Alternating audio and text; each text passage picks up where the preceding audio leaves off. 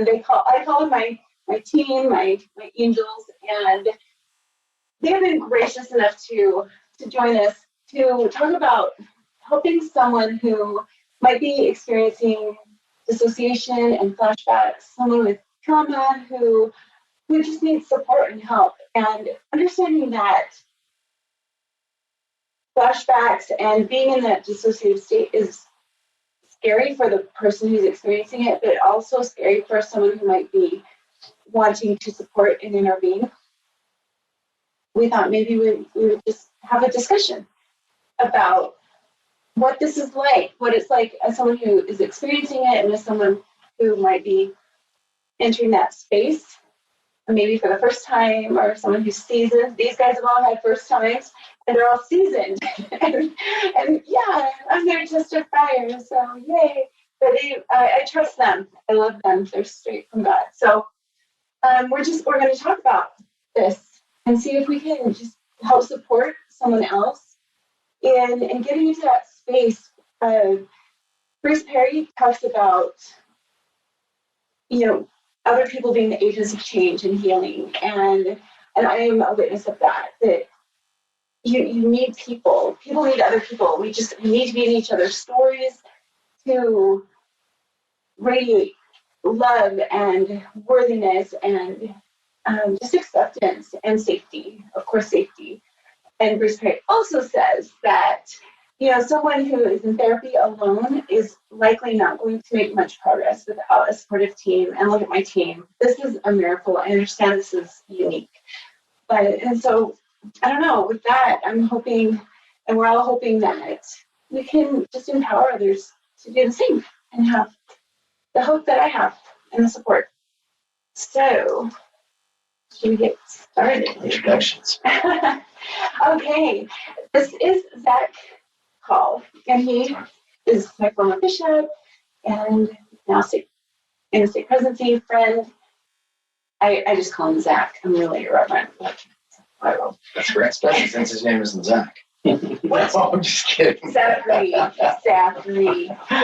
Okay, yeah.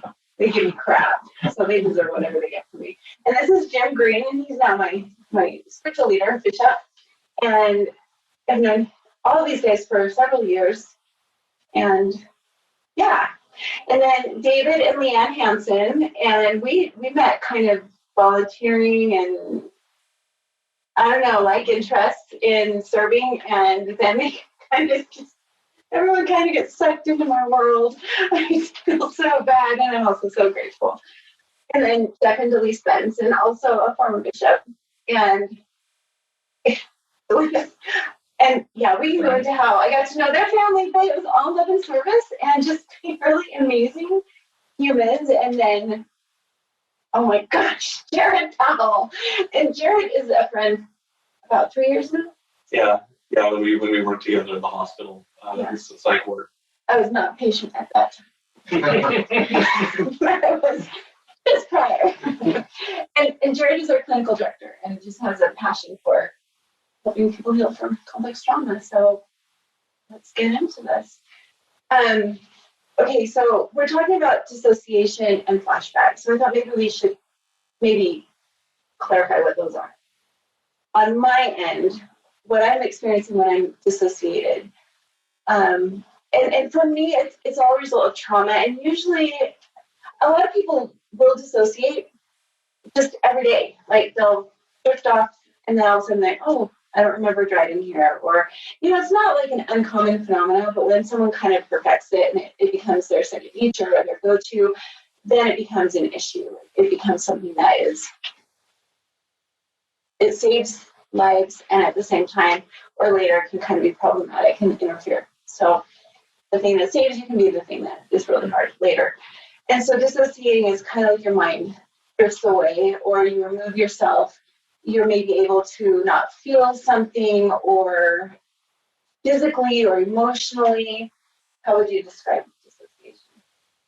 It's really just the opposite of association. Like when we're really connected with things, when ideas are connecting together, when we're able to be aware and present with our feelings, that's being associated. And really, I mean, dissociation is almost anything that's the opposite of that. From the low end of the spectrum, with like you were saying, sometimes we just drift off, daydream, lose a little bit of awareness of what we're doing for a moment. And then really there's the more severe manifestations. I love how you put it. Some people have perfected it, especially when their situations have forced them into severe and profound dissociation. I mean, the idea of being able to pick up a hot pan and not feel it and realize, oh, wow, my hand is actually burning right now. You know, I mean, it's like, and being able to have things from the past occurring as if they're present. So you might be feeling a portion of some past thing that happened to you right now in the present. Smells that act like hallucinations that don't exist. The tactile sensations of being hit or hurt that aren't happening right now are the more severe manifestations. A lot of times when people see that in the mental health world, they think, oh, someone's dealing with a psychotic episode. What we need to do is restrain and medicate. And when it's from trauma, even if it's not from trauma, there's the more elegant ways of reducing restraint, reducing damage, reducing traumatization are great. But with people that are survivors of trauma, I mean, we take it to the next level. Suddenly the care system is now overcoupled with the abuse situation. And we call that re-traumatization. But basically what we're doing is we're looking at dissociation like you're talking about. And we're freaking out and thinking that it's just something that needs to be stopped immediately, as opposed to this is a survival response. Somebody went through something profoundly difficult, and right now they're having an experience that's not in the present, you know? Yeah, so it's just detaching. And it can come in so many ways.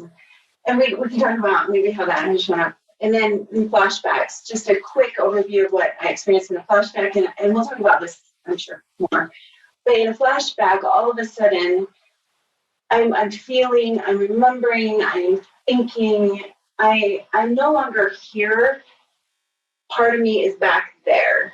It's remembering and re-experiencing or reliving an event. And I may not even be conscious. I may not be able to name what it is. In fact, I'm likely not able to name what it is.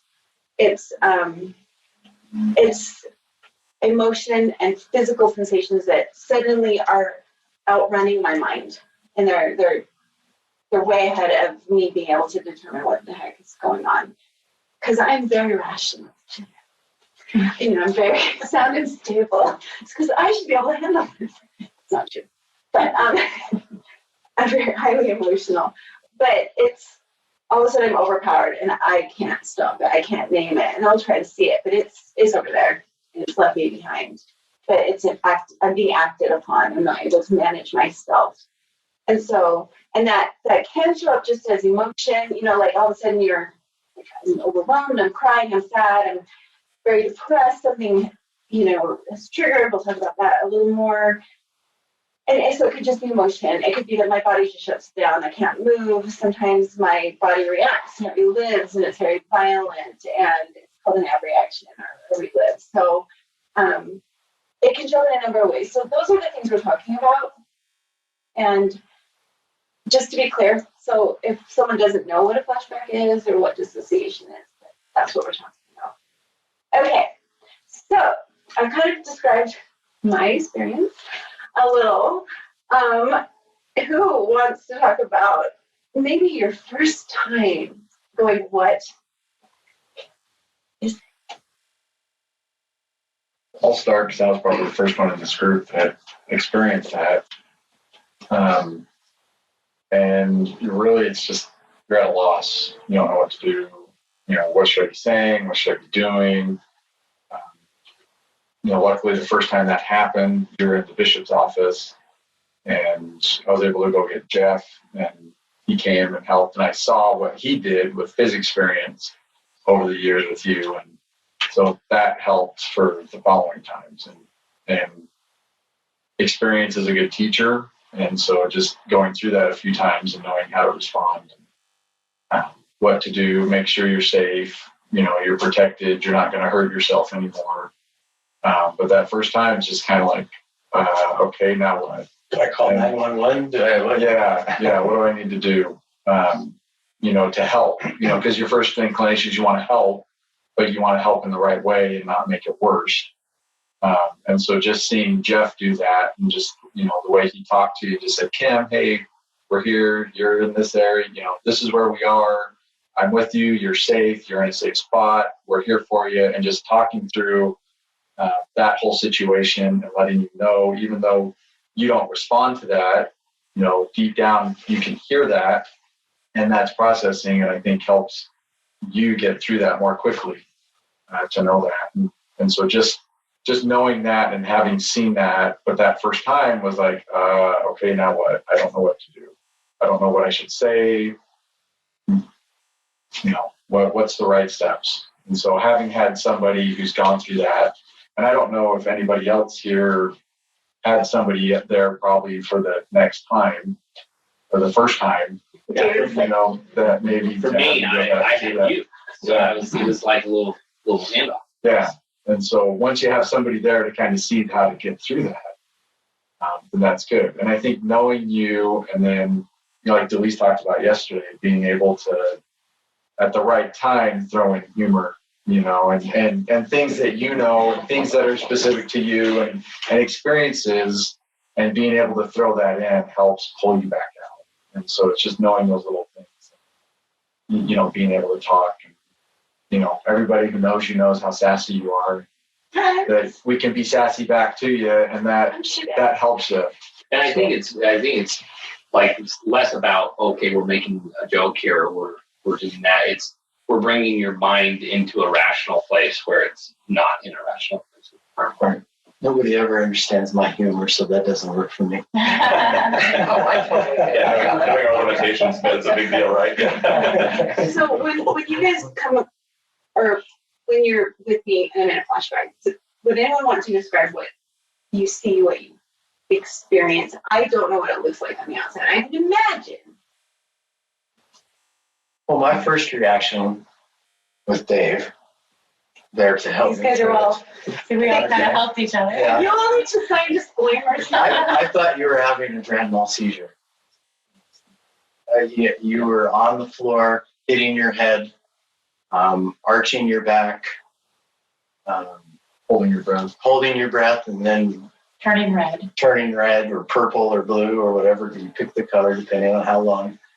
And then big exhale, and then frequent breathing, fast, and then no breathing. And so, my first reaction was, okay, this is a seizure and we need to get an ambulance here. I had the ambulance called. I'm sure it's no surprise. So. Because that's what it looks like. That's what it looks like. I don't think there was anybody, I don't remember anybody experienced when I first did, other than perhaps Leanne. But when I was experiencing that, it was as Jim had indicated, but all I could think of is to try to distract you from wherever you were, try to distract you, hold your hand, tell you who I am, let you know you're there, we're here, where you are, and you're safe, and try to distract with talking of your son Alec, for example, to bring you back to the present versus the past that you were experiencing. And something I think that's super important is, like, I'm not responsive. I think Jeff was saying, I can't respond. I can hear. It's part of me is present enough and I can hear, but I can't respond. Like, my best way to describe it, and I came up with this years ago because I'm a swimmer.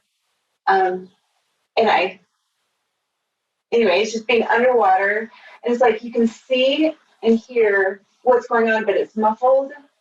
There's a barrier. You can't. You're afraid to talk because you might drown if you do. Get to it. Right. I can't talk. So in that space, and this is really important, and I actually teach therapists, and not like they don't know, but I don't think you know until you know, and first responders and police officers especially, someone, if they're not responding to you, it's not because they're being belligerent or they're a brat, but if you did a brain scan an image to my brain in a flashback, the part of the brain that has language is offline. It's the breathless area. It can't function. It's not getting the blood flow. It won't work. And I can't say it. But then there's another area called the Wernicke's area that those are very simple words that you kind of learn in the first few years of life. Those words you can say. And, but they're often very simple words and they're not communicative. So, keep speaking, keep talking, even if someone can't respond, it's really important to keep that language going. I know one time we tried music and it wasn't your playlist, but even though it wasn't your playlist, it still worked because you had to come back to tell us, would you turn the music off? I was going to say that too early on. We would sing, try to bring your mind back through singing to you. Although, I'm not an opera singer, so you may have wanted to stay in this. That's good. Yeah, she wanted to come back to say, please stop singing. Please stop singing. Like clawing my way out of my inner darkness. So on the observation of a flashback, you see what you experience. Does anyone want to say? Sure. I think the first time I saw it, really in retrospect, was well before I entered any sort of mental health treatment world. I was a kid, and I saw someone doing something that really didn't fit their values. Somebody who, and I was just completely disturbed, silenced.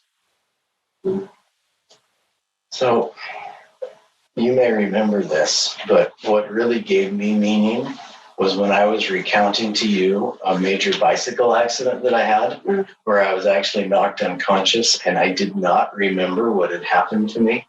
And then 2 years later, going down the same hill, my memory came back of what had happened. And you said, oh my gosh, you had a flashback. And I thought, I did? I guess that's what it's like. And that helped my understanding more than anything else you ever told me. Just by you recognizing that what had happened to me, different circumstances, but the same type of thing. I was physically going down the hill, but I was reliving 2 years before going down the hill. And you said it disturbed you for like a couple of days. Yeah, it freaked me out. It freaked me out completely. And yeah, when you were telling me that, I'm like, oh my gosh, you can kind of understand now. And that, you bring up a good point of suppressing a memory. And you probably didn't do it intentionally. No, I think the concrete did that. Yeah, the concussion did that. But a lot of times, with especially complex trauma, the memories are suppressed. And that's why it comes out in a feeling or a wild relive of something. It's not, like I don't remember. And so at the time, my body or everything is kind of telling the story. I am experiencing it with my mind for the first time. And so it is full on traumatic. It's not like I've been there all over again. Yeah, it's not like I've done this before. Because the brain is amazing. And it has the ability to, its first and only intention is to survive. And it will do whatever it needs to do to survive. And that means shutting down bodily functions. It means making your heart rate race or slow down. I mean, the brain, its intention is survival. And then when someone is pushed to an extreme circumstance, and trauma, as I've heard described by a lot of people have different definitions for trauma, but trauma isn't necessarily the event, but it's the person's interpretation and experience of the event. Because a lot of people will experience the same thing, but not everyone has PTSD, and not everyone has flashbacks. But if someone has maybe a lot of trauma as a child, they're more likely to have, that trauma response. And then when someone is restrained, is unable to impact their situation, and this is Bessel van der Kolk. He talks about that trauma really, really takes hold when you can't affect your outcome. if you have the ability to run away, if you have the ability to stop something, that trauma level is probably going to be less. And like for me, I was restrained and tortured, and so I could never impact it. And so the only thing I could do was my brain would find a way to turn it off, put it over there, change, split, which is great again. But then at the same time, now years later, here we are having a discussion about flashbacks because it's not resolved. And it's still here, and I still don't quite understand it well.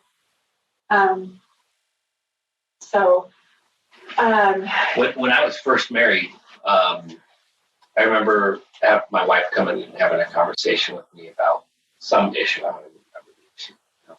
I'm listening and I'm interrupting, and I like try to resolve the problem, you know. And she didn't want the problem resolved. She wanted me to listen.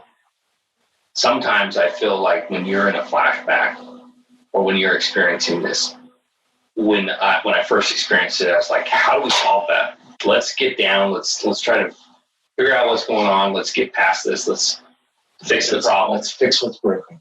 Right? Yeah. In reality, none of us as professionals are ever going to fix it. And maybe not even the professionals. I don't know. But we can be there to listen or support and keep you safe. Yeah, Jeff was talking about that yesterday. Like, I want to recap that. I want to make sure it's recording.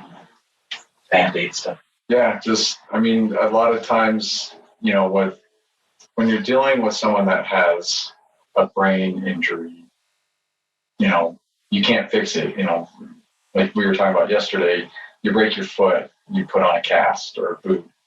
You cut yourself, and it's deep enough, you put on stitches, you go get stitches, or you put a Band-Aid on it and it'll heal over time.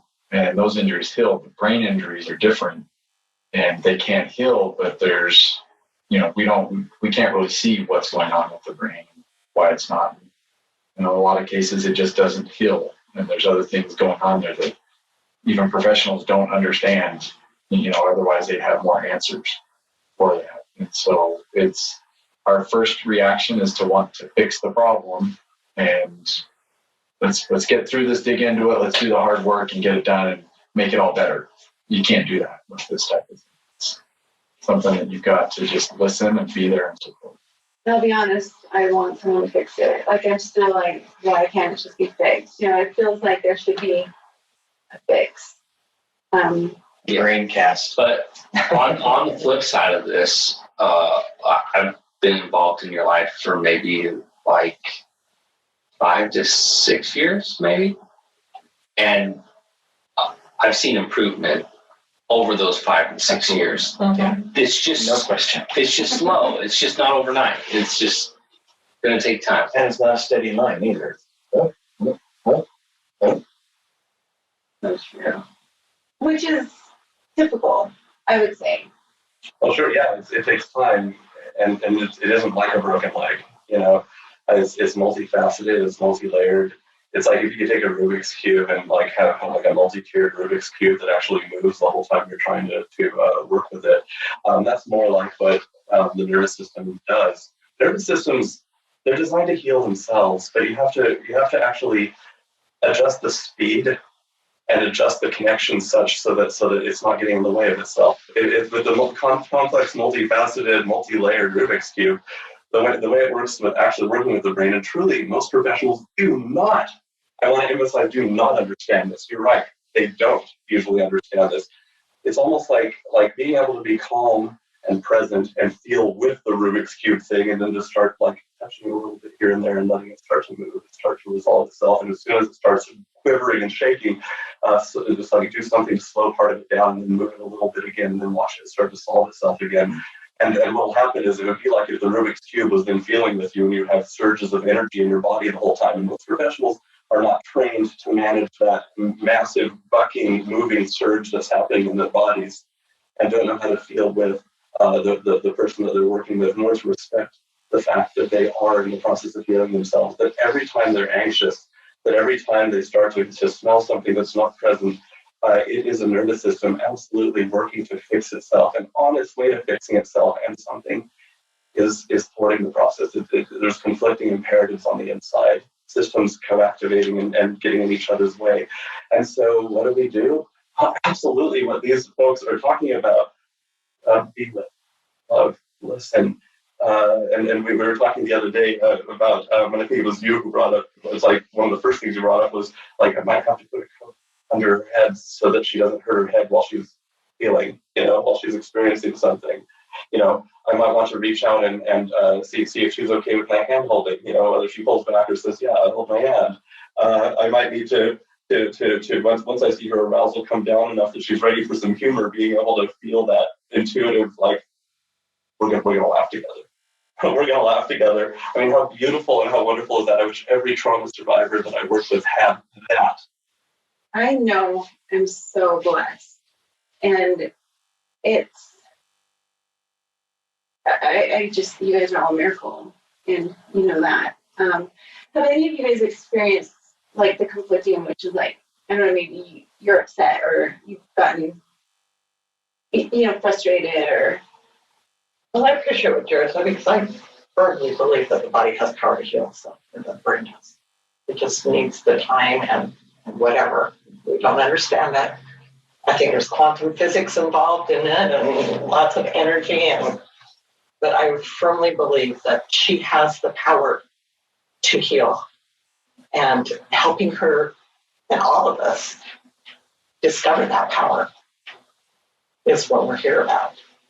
But I know she's going to heal for something. I know that. I believe that with all my heart. And I agree with you, Leanne, 100%. And I think a lot of it, too, is what we've all done and tried to do is to help Kim believe that she can heal. Because that's one of the things with that goes on is just that desperation. And you've been going through this so long that you want to give up. And it's hard because you go through it every single day. And we don't understand that on our side because we're not going through it every single day. But like Zach was saying, we've seen where you've started when we first met you and where you've come today. And it's night and day, and that we've come a long way, but, there's, we're not to the summit yet, we're still just partway through. And so, you got, yeah, well, and it's like a hike, you go through and there's some steep parts that are easy, and then you get to some flat parts, and there's a beautiful meadow with trees and the shade, but then, you get to other spots that are really difficult and hard after you've gone through an easy part. And, you don't always see the summit and how close you are, and sometimes you feel really far away. But, that's why it helps to have people around you to be able to give you that perspective of seeing like, hey, here's where you started.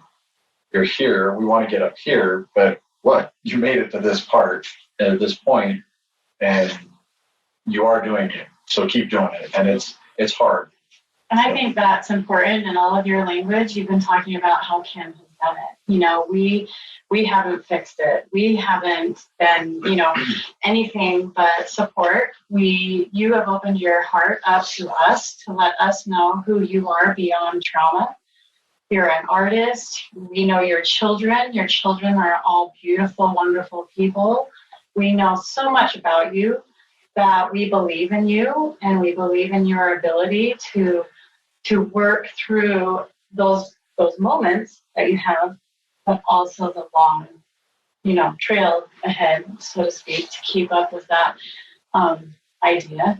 But I think it's important that we know that, we're here and we're explaining to you what's real. We're explaining to you what is love in your life, and we're reminding you of things, but you are making that path. Like you said, you hear it deep down. And that was one thing when I first experienced everything, is Jeff had told me, my husband Jeff told me, it's real to her, it's not real to us. And deep down, she can hear you. And that's all I needed to know. I didn't know anything about dissociation. I didn't know anything about flashbacks, PTSD, the brain. I just needed to know those things. And then I could go, and also I came to know you, Kim as a friend, your family, and things like that, and the beauty that is you and the beauty that is your family. And I believe in you. And I know that everybody here, you've opened yourself up to them and they believe that too. So I think that's really important. It is critical to, there's some, I want to say it's got some medical, but I can't say that for sure. I think it is. He was talking about, trying to heal. So I started having flashbacks when I was 12. No one knew what the heck that was. And I had a severe eating disorder, so people thought it was just my reaction to starving. I'm sure none of that helped, but so there were so many years where I was still being traumatized, and that it wouldn't have worked. It wouldn't have done me any good to say or even know, really, this is what's going on with me. This is what's happening. Messelbender talks about, healing occurring and starting when they're safe enough to heal, when there's safety. And I feel like I have made a lot of progress in the last few years. And I am working my butt off. That is true. But there's a safety in having you guys genuinely care about me and know me, that I can say really scary things and not be condemned, not just what I was experiencing at the park a couple of weeks ago. That's my day at the start, because parts of my hell, and you guys weren't appalled or throwing me away. You received me and were kind and healing, and it gave it a space to be received. Trauma is lonely. It is isolating, and it's intentionally so. And just have someone witness and be in that space, it changes the dynamics. It just absolutely does. And so, yes, I have to do the work. And I also have to receive the help and support. That if it's here and I'm like, then that won't impact me on the level of.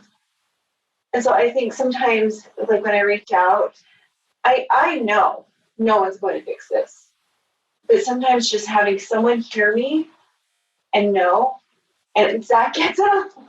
He gets a lot of stuff you guys don't get, because I know he'll receive and he'll respond if he feels they should. But I sometimes just need to say, right? I don't know what your experience is when you get all of those messages. No, it's tough sometimes as someone who supports someone who's experienced this, to know when to hold them, when to fold them, for those who play poker.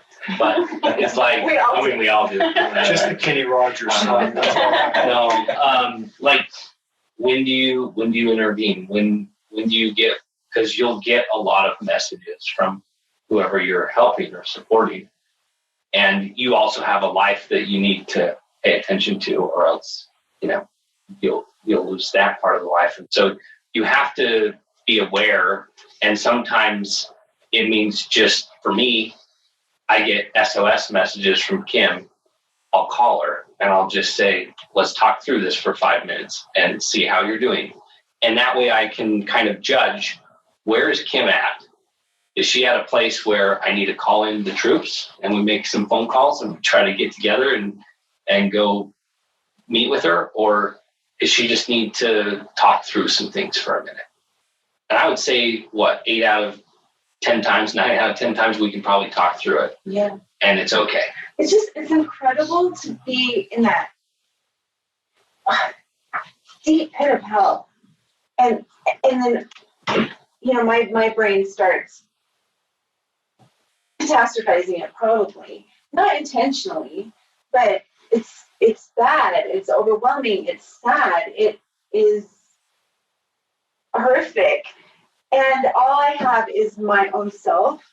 And sometimes I'm not a great advocate for myself. And it doesn't mean I'm just throwing my hands up. It just means that's the nature of the trauma. And just have another voice. It's like a light piercing through the darkness. It's sharp, it's abrupt, it's present, and it helps. And I was thinking the same thing, and Zach put it into the exact words literally that I was thinking. In the same experience of when I was bishop, and you would reach out and you'd start texting, and making that phone call, and there's something, and I think we all do it. We're all going through distress of some sort, of something in our lives that is troubling us, and we're just not in a really good space. And sometimes you just need to hear that voice on the other end of the phone, or when you see that person or someone to help you, and it puts everything into perspective, and it kind of brings you back and recenters you. And I saw that same thing many times as well, where, you see that distress and you're reaching out for help. And you can text back and forth as much as you want, but sometimes it's just better to jump on the phone and say, hey, I can think of a few times that just come to mind of just calling you, and I'm at work, and luckily I'm in a spot usually where I can, make that phone call, and 5-minute phone call, and you're kind of pulled back into where you need to be, and you can keep pressing forward. But it is, I'm glad you said that, because I was sitting here thinking, okay, how do I fit that in? And you brought that in great, and we all do that. It's something we all need in our lives, where you have somebody and you just need to talk and have somebody listen. You're talking about it. You don't need someone to solve the problem. You just need someone to listen and know that, okay, I know what I'm going through, and that however that works in our minds and how that helps, I don't know. It does. And so most of the time she'll come back and she'll recenter, as you put it. But there have been times where any one of us have either, it always seems to be me that calls the police, but I'm sure there's other people too.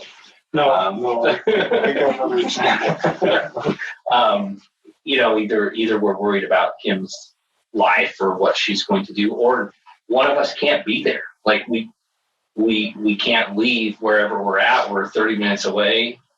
We can't be there for her. And how do we handle it? So be curious to see what other people's thoughts and feelings or experiences are. I've had other people call the police. They had to tell them, no, it's okay.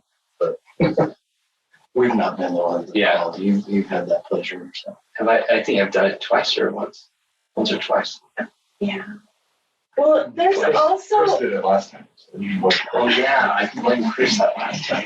There's something that it's never fun, right, to have the police called. And I think one of the times you were there with me. Were you there? Leanne was there, and I was at work. Oh yeah. And I called. Yeah. And it could feel like a betrayal, and I know, Jared, you were talking about. But I know you guys well enough that it is hard. It's hard to be carted off to the ER. However, I know you care, and you're not flippant about it. You're not just like, she's too much trouble, we're just gonna hand her off. You care, and it honestly, it's a little bit comforting to know that someone will do something hard on my behalf. I mean, you didn't speak to me for like 2 days after the first time I called, but it's all right. Really? Yeah. She dissociated. It might have been hard to reach out. I mean, after something that difficult, But yeah, I mean, to have somebody do it out of care. I mean, at least part of you knows they care. And I think it's important, as a support, and I'm speaking for you, that I feel like if you guys can agree or disagree, to know, if someone else is wanting to help and be in that space of supporting that, like everyone said, it's not yours to solve. It is, and you know your limit. And if someone's in danger for themselves or someone else, and I happen to just be really sweet, so I've never hurt anyone else, but I've definitely hurt myself. But some people can be very violent. It can be really scary, and you don't ever have to put yourself in a space where you're in danger or that you have to do something that's outside of your skill set. It's I think we know each other well. And so you kind of know when I've crossed over. I think I know when I've crossed over. You know, like Zach, I can tell you I'm in trouble. Yeah. And we've kind of come up with some language because like I'm always like feeling like crap. And sometimes Kim will be aware enough that she'll just go to the ER herself, right? Not after what are we gonna do, Kim? I guess I'm gonna be ER. But I mean, it's probably really useful to bear in mind that when it is the stuff that's outside of our skill set or like outside of what our availability is, that even though a lot of survivors do die prematurely, either in ill-fated like self-medication attempts or in overt outright suicide attempts. Yeah, I mean, like even though they do like recognize that they have survived this long and they've survived this long without us. Yes. On that note, it's crap. You know, it's like we've survived, but like, oh my gosh, like the quality of life is often garbage. It is really hard to, when I'm in that space, consider another minute of this. And a little of years of this. When I'm like, it would be merciful, you know, to just let you go. I mean, that would be love. That sounds like love to me, you know? And so, yes, we've survived, but that quality of life, I wouldn't wish on anyone. And so there has to be a hope and a promise for more. And that, you know, And it sounds like your support provides a little bit of that hope and promise. yeah. And you guys remind me of, again, the trajectory. Because when I'm feeling like that, I don't remember I killed it all or I've gotten to any summit. Up to 5,000 summits I have to get to. Yeah, I don't remember because I'm back there. And I think, and you were saying, oh gosh, it was a few weeks ago, you know, because I feel like I'm back to the same place, you know, as far as how bad things are. And gosh, what were you saying? It was, I see that, Kim. You know, sometimes you reach the peaks and you'll reach the peak of the summit, but it's the Rhode Island mountain summit, not the Utah Mount Olympus summit. And I, like Jim was saying, as you go, it isn't going to be a constant increase. There's highs and lows, and there may be some days that you're as low as you've ever been, but you rebound quicker at that time. And then as you bounce through, there's a period of time when you don't get that low anymore, but you're on a gradual upslope. But there's peaks and valleys all the way, but we think you're on a gradual upslope. Pointed in the right direction. Yeah, and curious observations. follow me. Do you know in like adventure races they have cyclists that tie ropes around them and tie them to the cyclist behind them, and they literally pull them up. Can you guys please tie just a rope? Follow me. I've got up and put my hand on the back of many a cyclist climbing the hill. Yeah, you've been there. That's you guys. Me and the Handsom's just by electric bikes. And I was thinking how remarkable it was. How like just now, like when I mean, as Kim, as you just got really, really triggered just a minute ago, you know, and I definitely felt that with you. That was really intense. I mean, the curious observations of friends. Here we have these people saying, "Oh, this is what we see. This is what we saw. This is the progress we've seen," and it's just this loving, non-judgmental, like, "Oh, this is what we observe." You know, that does a lot. I mean, really, as your level of triggering keeps going up and down during this conversation, going up really triggered, then shut off, and then calm. That's good. Yeah, Yesterday. Yeah, and so I was just thinking how remarkable it is to just have kind of a circle of friends together, and we're all having our internal activations going on while we're talking, you know, and focusing on this is like this mission that we're all on to inform the public about, you know, your presence is important. Your presence is often enough. Your non-judgmental, caring presence is going to make a difference. don't run or abandon because you think that you're not able to handle it. Recognize that you're going to need to reach out for help, when you're working with a friend who's a survivor. Well, I think this team, my angels, I feel like it's pretty unique in that you guys all know each other. You're able to connect with each other. Call each other when we're not available. Hey, can you fill in? Yeah. Or call the cavalry in. That is so remarkable. Well, the fact that you're willing. So, but I think you guys minimize how significant you loving me is. Love is a word that's been a painful thing my entire life. It has never meant safety. It's never meant acceptance. It's never meant warmth. It's meant abuse, brokenness, fear, terror. And to have you interject a new meaning is huge. And to not run away from me when I'm cutting or overdosing or I don't even know what you all I don't even know. There's so much shame because I feel like I know who I am. I'm a dynamic person. I'm smart. I'm a leader. When I'm in those spaces, I am small. I am broken. I am not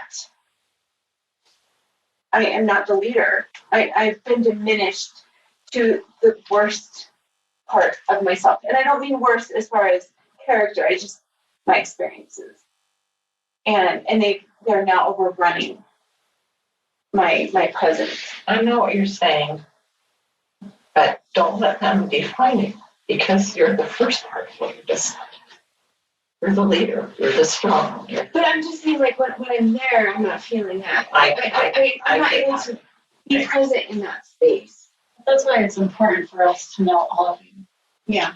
First responders, police officers, they step in and all they see is a flashback. Mm-hmm. They don't know your children. They don't know that they're getting scholarships, going to college, are artistic, have jobs, or influential in the community. They don't know you and how you help people around you and all those types of things, but we do. So it's super crucial, I think, for somebody like you to let somebody see the dynamic, the leader, the whatever defines you as a person that is good, wholesome, enlightening, and beautiful. Allow them to see that because that is they're going to continue to see that and talk to you about it as they're holding your hand, as they're talking to you as you're going through hell and say, remember this, we have these things together. And this is where we're at, and I'm here, and Leanne's here, or whoever, and we love you, and remember this race that we went on, and bring those things to the surface, because those are your life preservers, those memories, those things that we see in you, those qualities. They exist in everyone. Everyone has light and darkness that they're dealing with, and we all want everybody to see the light, right? So that's what I think all of us in the room see and bring to you so that you can grab onto it as a life preserver to float up to the top so you can breathe. It's incredible when, and of course I fear abandonment. I fear being too much. I fear all these things. When you're raised not being worthy of even protection or kindness, but in fact, the intention is to desecrate and destroy. It is hard to feel worthy, or even believe that someone could, at any point, hold value. Find you as someone worthy of their time and love, and it again, it's a light piercing through, but sometimes it's jarring, and it's like I would kill someone for my kids. They have to run me down. Stop! Not that I was going to kill somebody, but Mother Bear. Oh, fierce defender. And so I know what I would do for my kids, but I didn't have that. And so it's hard to imagine that there's anyone that would go through hell with me. And you guys do. And I don't feel like you're tucking your toes, waiting for me to come around or, figure this out. I think we have a shared faith in you and a shared faith in God. That higher being, whatever, other people might have, there are those two things that really help all of us get through, including yourself. Whether you want it or not during that moment is different, but Eventually, yeah. Especially because I have DID, dissociative identity disorder, or multiple personality disorder. There are so many people. It's like having a high school and a middle school and an elementary school all at the same time, and you're trying to talk to them and get someone to listen and lead out. It's like, it's chaotic, and some of them are light, some of them are resilient, and some of them have fully embraced the darkness, like, this is who I am. It's the only way to survive, is to, like, align with it. And so, when sometimes that kindness is coming in, it's hitting one of maybe my dark parts. But I've noticed they do want to hear it, but they are fighting, like, because honestly, if it is true that we're good and that we didn't choose something, and by we I mean we, all my parts, and use that word liberally, then it makes the pain hurt worse. It's like somehow if you can align with it, it makes sense. If it no longer makes sense and is now it goes against, it starts against the light, it suddenly has its full force of pain. And it's hard. It's hard. And you guys, I think, are in a lot of those spaces where the light and the dark meet. And what I would say to you is, it's probably very easy for you to accept the fact that Christ will never abandon you.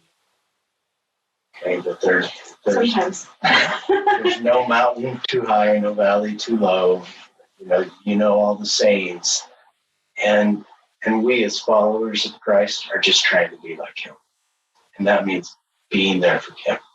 And I am obviously Christian and devout Christian, but there was a lot of spiritual trauma, and so like sometimes that language can be helpful. Sometimes it's like I have scars from self-harm from hearing, how much God loved me, and it's like, no, because if He did, then why?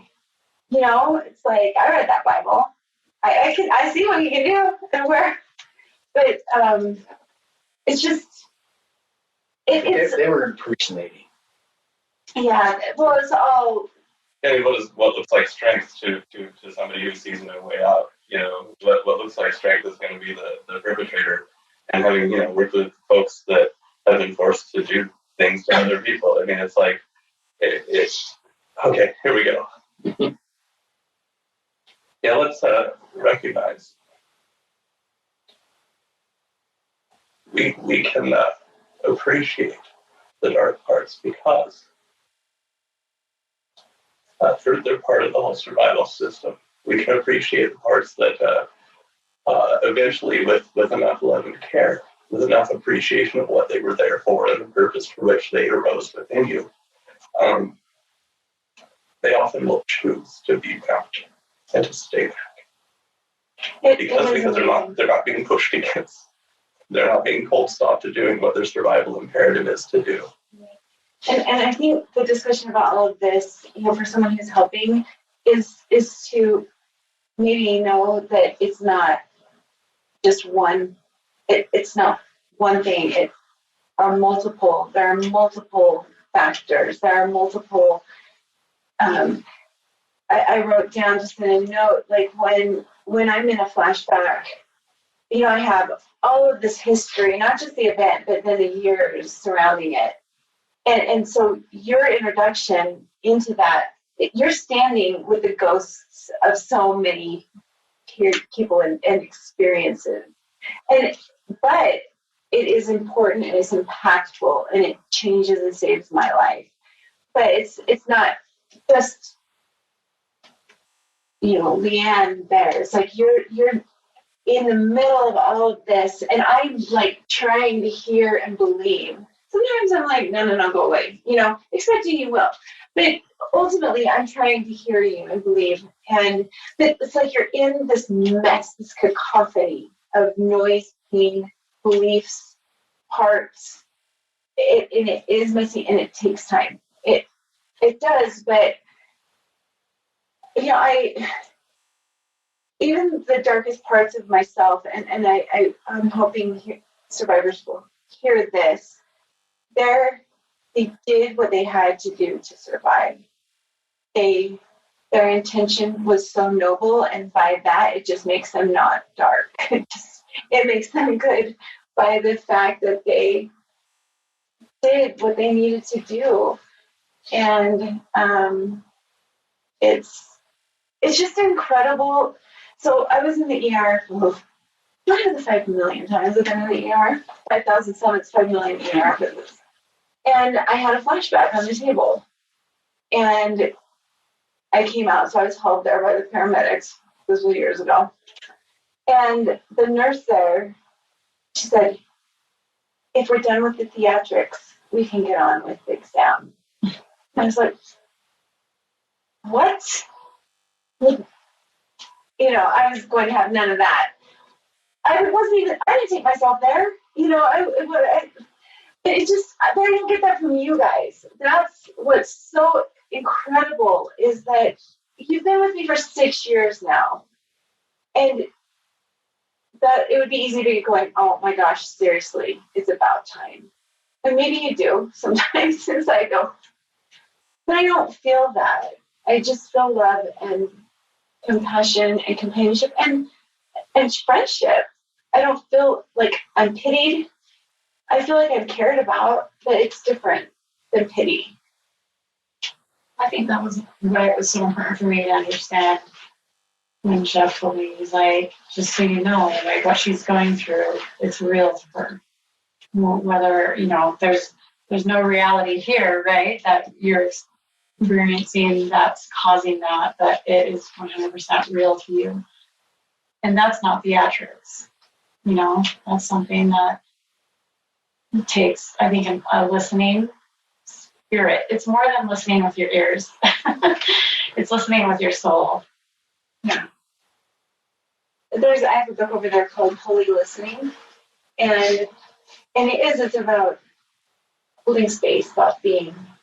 And I think the ego gets involved of, if I can't fix this, then you're not trying hard enough. And then my ego of, I'm a freaking Iron Man, why can't I fix this? I should be able to fix this, The Iron Man issue is a problem when we're trying and we have to do the hold 'em part to restrain you. The Iron Man issue. So stop the Iron Man. So That's when the cavalry gets called. yes.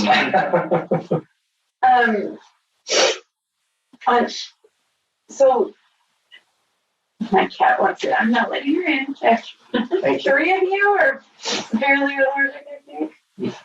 My cat put us on this.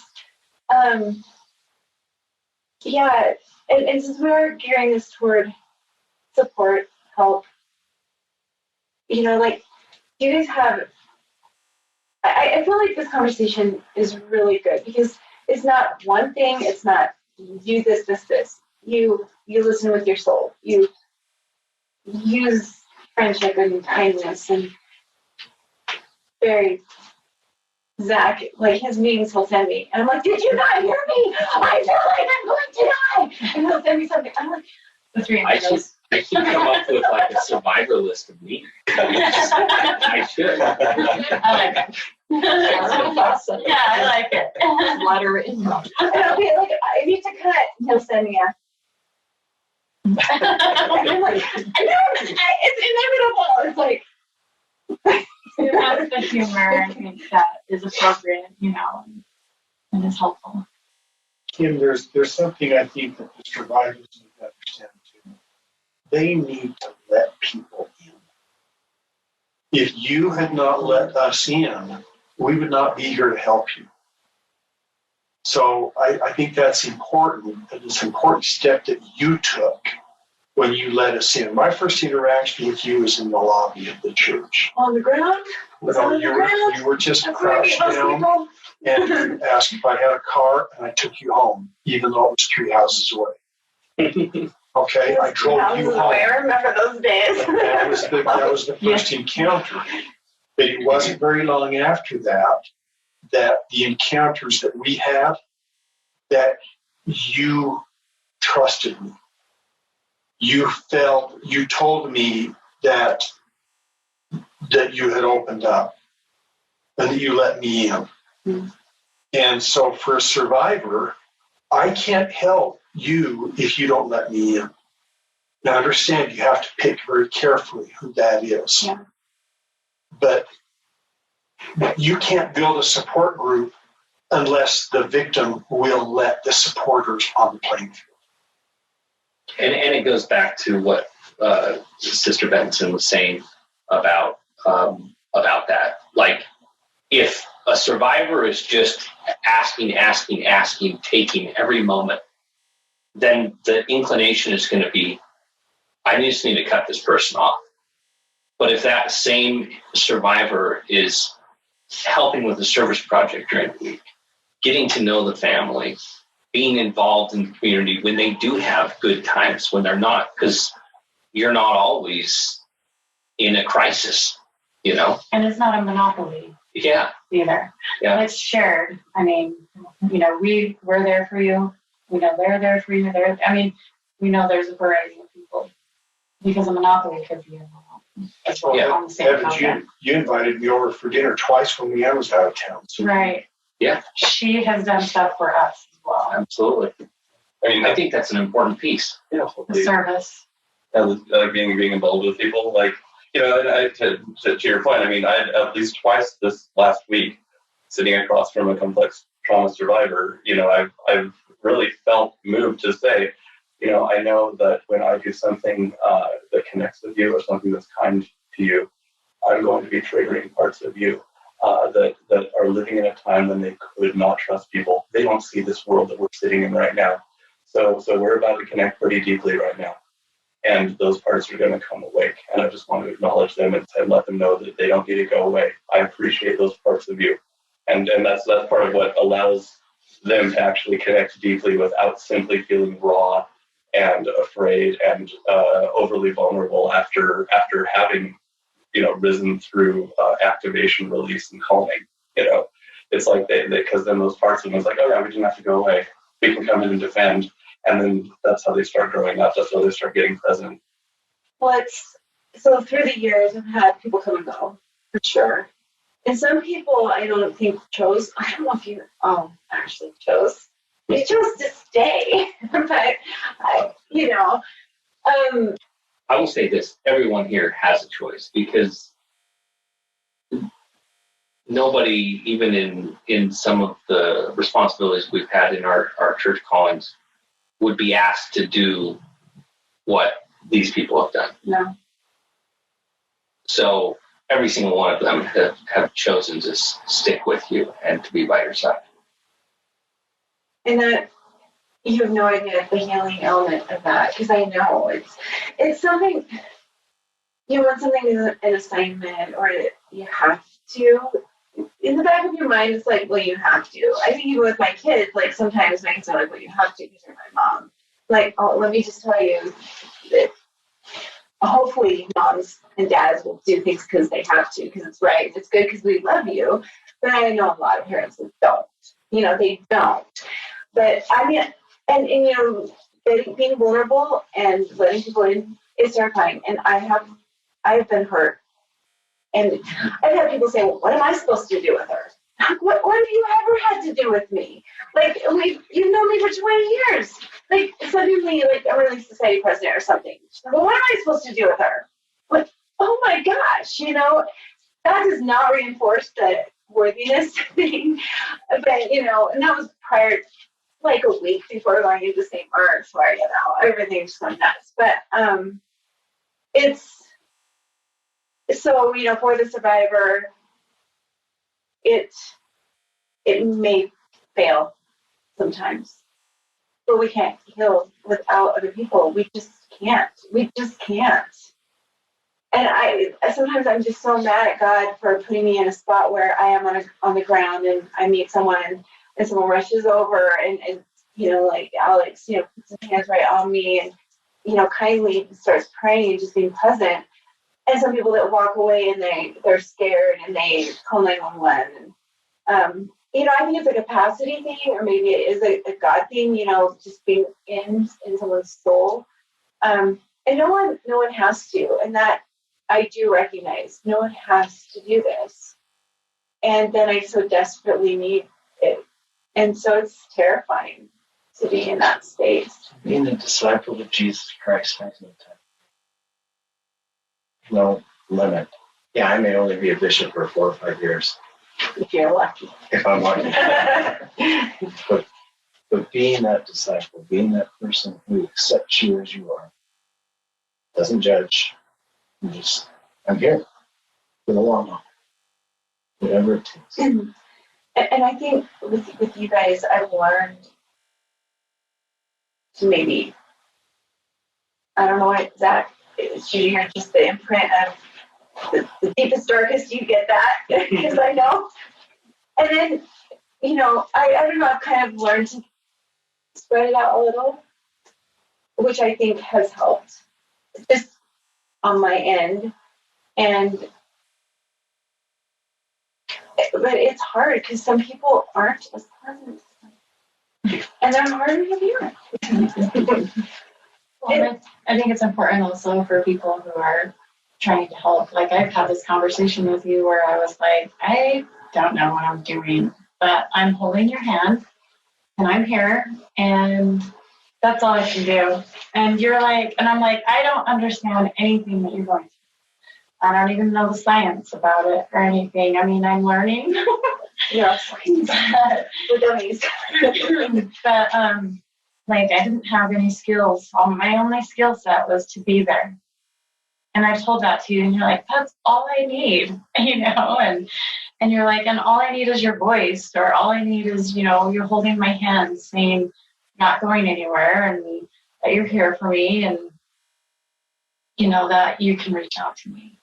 So I think that was empowering for me, because I don't feel skilled at all. I don't feel like a professional. Compassion is a skill. I think it's important to have as big a group as you can, because sometimes Delise meets needs that I don't need. Right. There's an opening we're going to have to fill coming up. Oh, we're not talking about that. It is important to know that the group wasn't built overnight. So, I mean, I don't know, this is probably like 3 or 4 years worth of trusting people. I've been here 6 years. Yeah. It's changed. I mean, Camry brought you into the bishop's office that first time when I met with you. because I've been meeting. I don't know how I don't think she knew I was there. I don't know how you connected with Camry, but she was there and she's kind of probably come and gone, I think.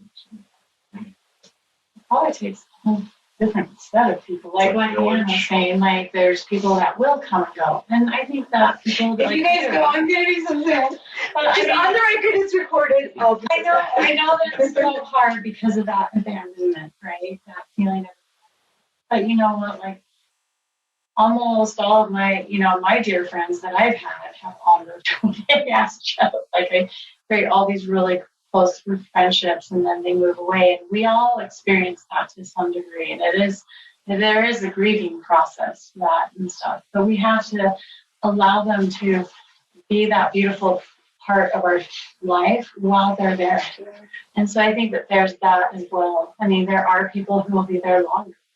There are people who will be in there for a few months, and as long as they are the good, compassionate people that can listen and just be there and also make the hard call when it needs to be made, then those are the people you need. So And we've got auditions going. Okay, I'm just gonna throw this out there. You and I Marco Polo all the time. That's not gonna change. And that they're moving. That's not gonna change. I might It's not just be another seeing you moving experience. next year and this time, but Still text, there's still phone calls, there's Marco Polo, my Facebook. car. Right. Yeah, so it's a dynamic that is. When who are we talking?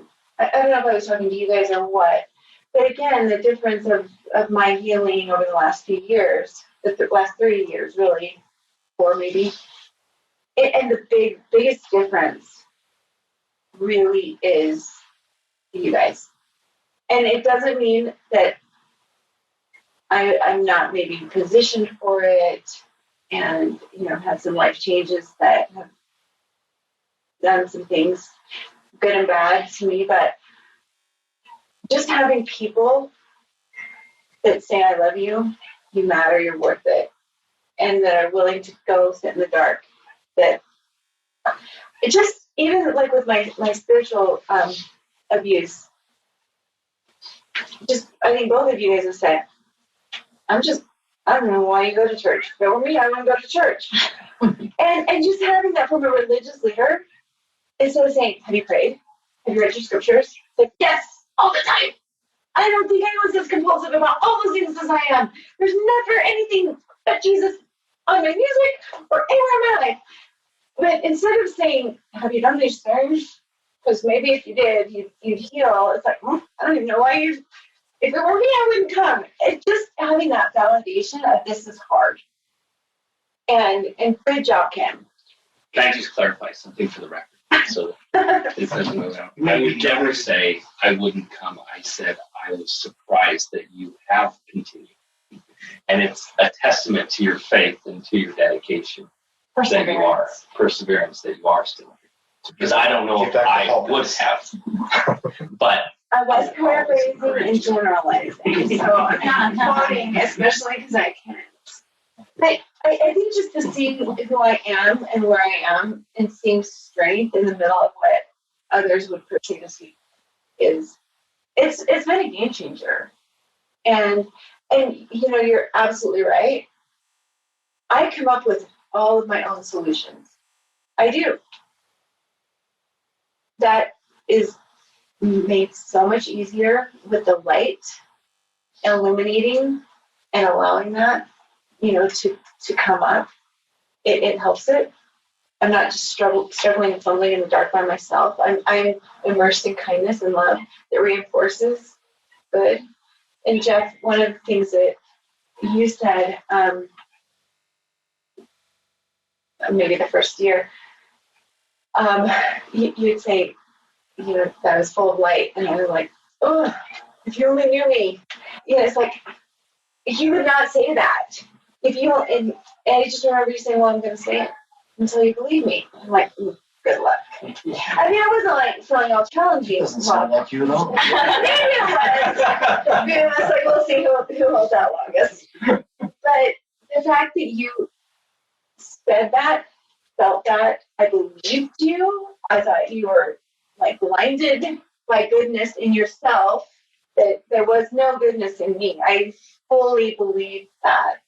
But the fact that you persisted, and then other people had a similar, like you guys had a similar offering, or I don't know. It wasn't ever said just to say it. It wasn't ever meant to, it wasn't a trite saying just to say it and bring it out, because it's absolutely 100% true. But I didn't believe you, but over time I began to believe you. And it changed my life. So you didn't believe him, but you heard him.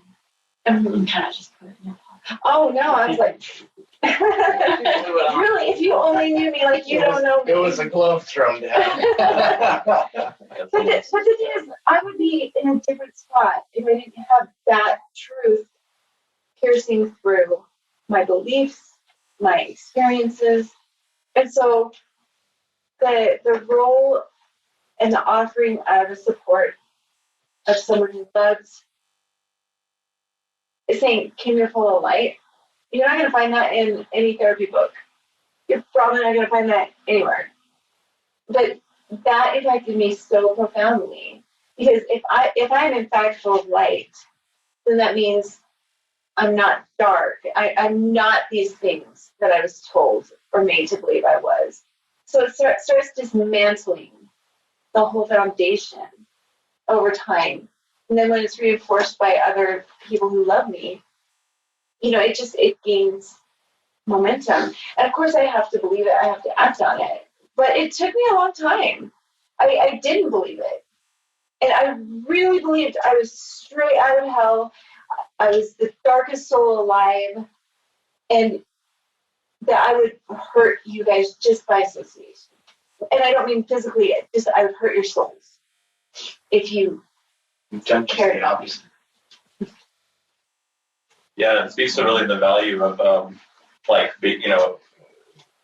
value of reaching out to the people that a survivor reaches out to. I mean, a survivor that's integrated with a system of support, that they thrive. We all need social support to thrive. It's one of the things it's a human need.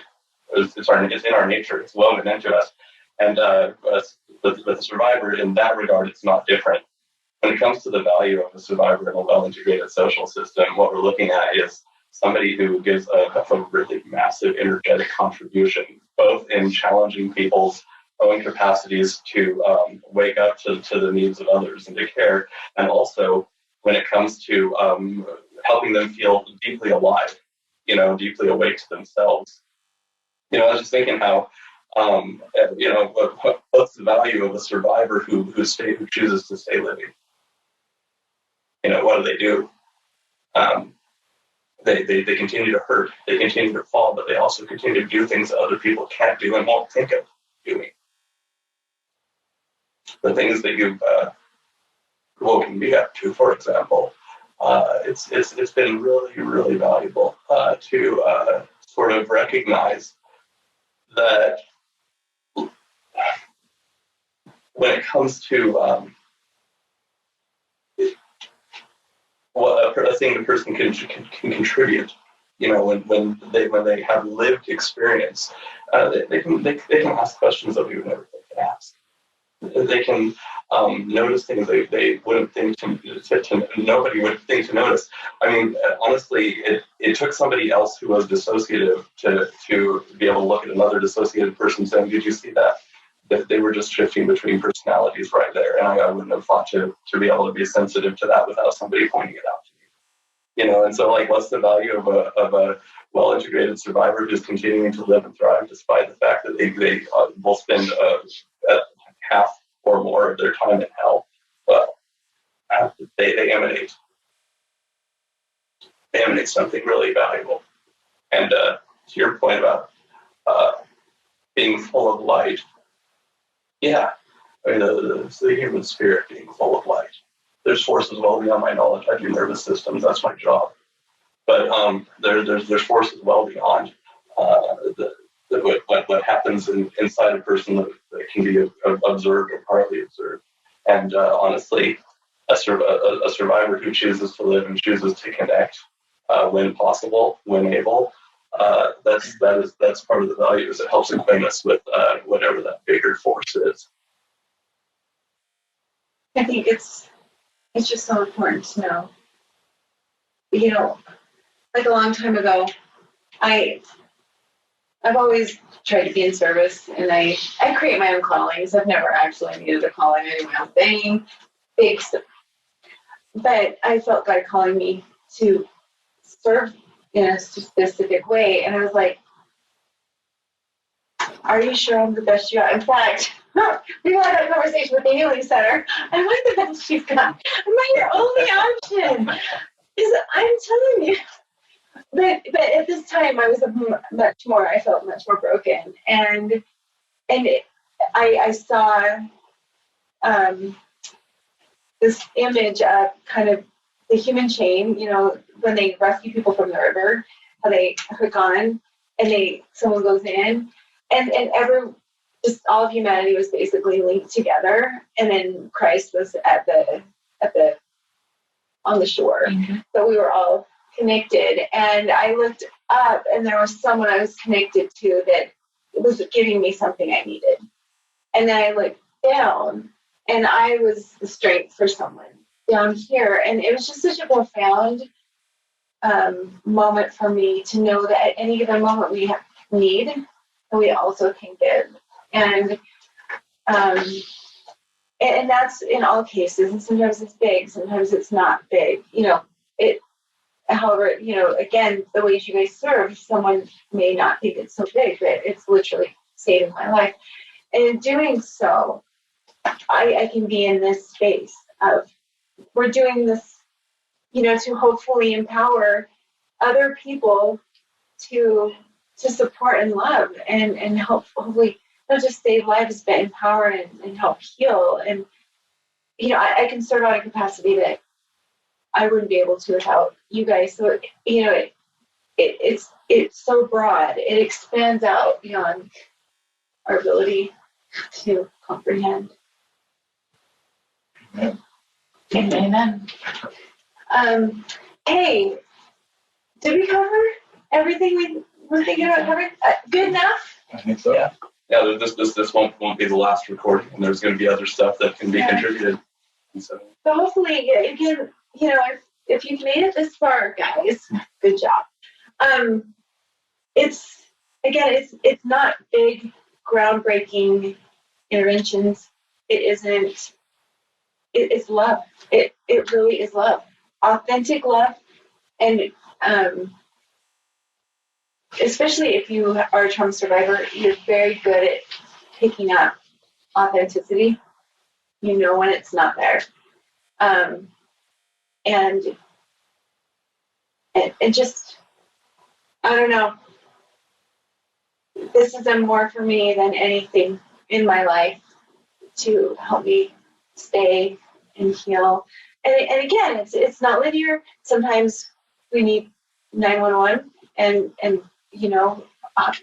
larger interventions, and sometimes it's phone calls, sometimes it's a text, sometimes it's just not even a return of any text or message, but just knowing someone that loves you, heard you, and trusting that. Like, I have to talk myself down sometimes. Like, it's okay, I'm busy. They care about you. They said they care about you yesterday. Sent you a message. They love you. You're fine. You're gonna be okay. But I have to work through that, and I'm in a healthier spot because I've done that, and just trust. So it's worth it. Is it worth it? I hope it's worth it. I can't speak for you.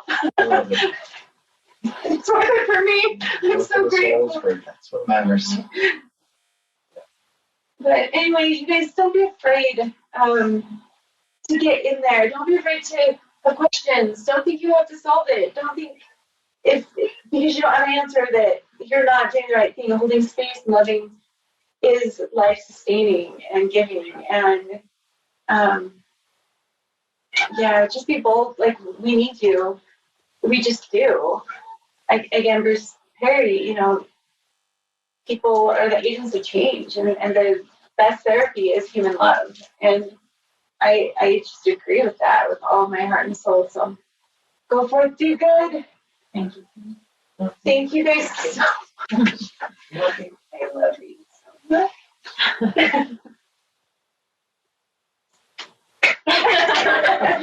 All right, that's a wrap.